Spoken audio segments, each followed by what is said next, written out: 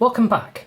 Last time we tore down this Teltonika RUT955 industrial cellular router, and what we found in it was it had a Quectel EC25 cellular modem and an Atheros AR9344 SoC, MIPS based or MIPS architecture SoC, doing the Wi-Fi side of things. What we're going to do now is we're going to actually power this device up and look at the network interfaces on it. So you'll remember that it had both LAN and WAN. So we're going to use these USB network adapters, one to act as the LAN and one to act as the WAN. So I'm going to jump through to my virtual machine, and as usual I'm going to use NM Connection Editor. What I've done is I've renamed the two adapters WAN and LAN just to make it clearer and make it quicker. So the LAN one here is the MAC address ending 20, and what it's doing is it's getting an IP address from it.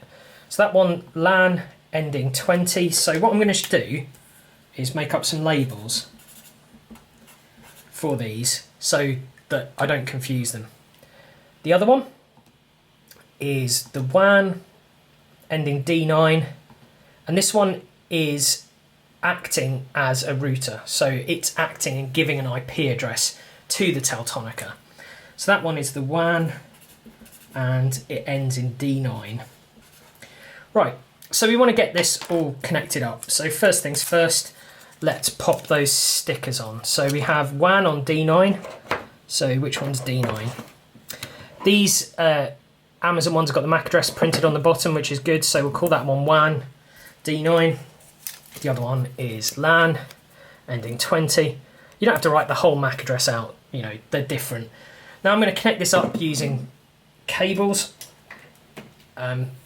And quite often what I do when I'm doing this is when I have two interfaces, I use different coloured cables. So the WAN, the less safe of those, I'm going to plug in with red. And the LAN, the safer one, I'm going to use a green cable. Just stops you getting confused. Actually, I'm not going to plug that in yet. I'm going to wait until the device is booted and powered up before we connect that cable. Right, so we've got the two interfaces set up. What I now have is two instances of Wireshark. So we've got the D9 interface there and the 20 interface there. So we've got WAN and LAN. I'm capturing them in two different Wiresharks. You don't have to do that. You could capture both at the same time. I just find it's a little bit easier to do it like that. So now we're going to power on the device. Power LEDs come on, and we can almost immediately see activity on the WAN LED there. So let's look at Wireshark and see what's going on there. So pretty typically, Ubuntu's doing what it does. It starts spewing out loads of stuff over that network interface. But let's just wait for a minute to see that boot.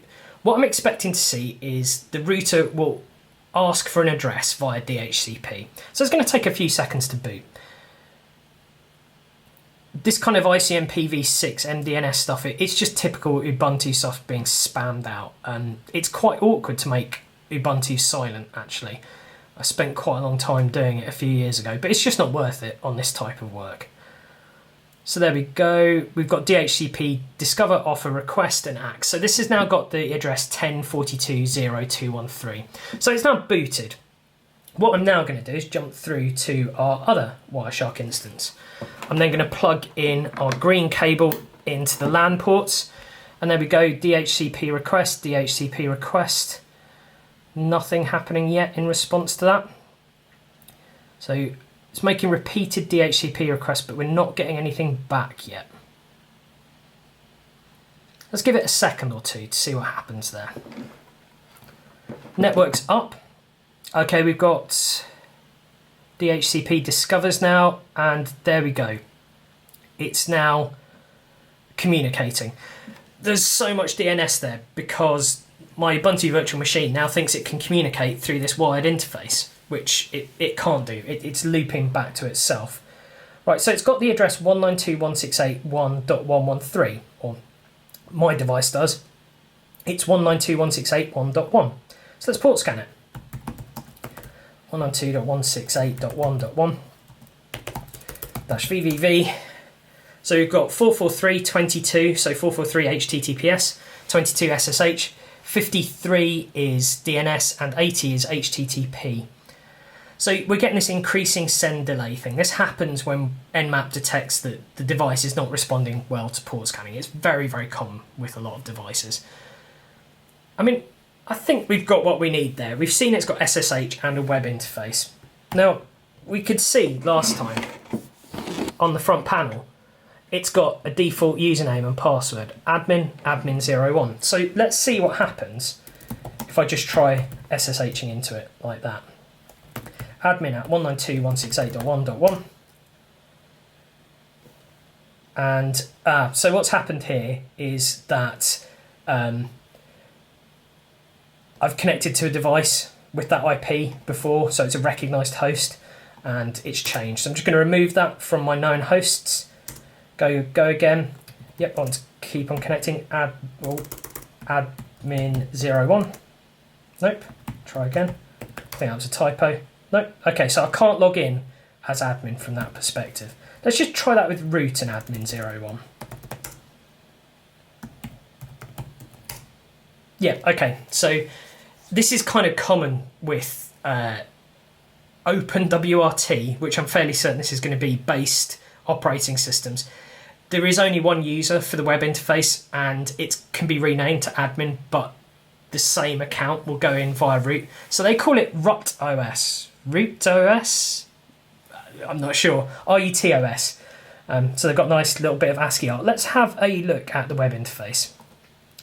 So 192.168.1.1. Loading. A little bit slow. I'd have expected that. Oh, there we go. It's taken a while. Okay, so this is OpenWRT. Let's log in with that default credential, admin01.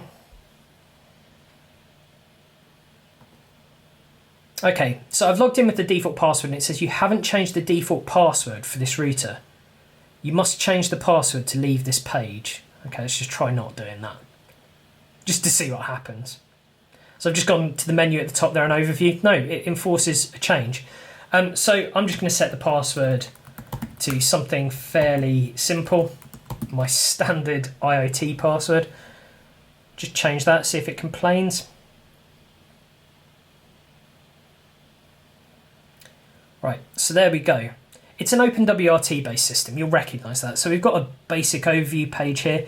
It's got some custom stuff, this remote management system, RMS, which is some way of this device connecting out to a cloud-based system. It's also going to have stuff to manage the cellular service. So what have we got here? We've got system, network, services, system. Oh, wow. So it does things like TR069, MQTT. It's got RS232485. Where's the GPIO? I wonder where that is. Can't see. Oh, input-output down the bottom there. Yeah, okay. So you can actually toggle the inputs and outputs. In fact, digital input, digital galvanically isolated input, analog input, relay output. So let's see if we can edit that. Press edit. Oh, I wonder how you change it. I'm not sure. Right, coming back to the shell, we can run PS and see what's going on there. So, yep. UHTTBD for the daemon there. We've got GSM daemon, a Quectel binary running there. So that's doing a PPP connection. Host APD that's running the Wi-Fi network. So one thing I really am interested about is how it gets its Wi-Fi network name and SSID. RMS Connect. So that's a binary RMS Connect that connects to that remote management service.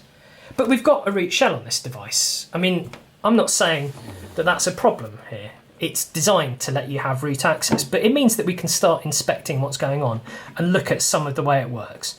So what we did there, as before, 2 USB network adapters, one for the LAN, one for the WAN, connected them with colour-coded cables just to make our lives easier, and then we just logged into it with the default username and password.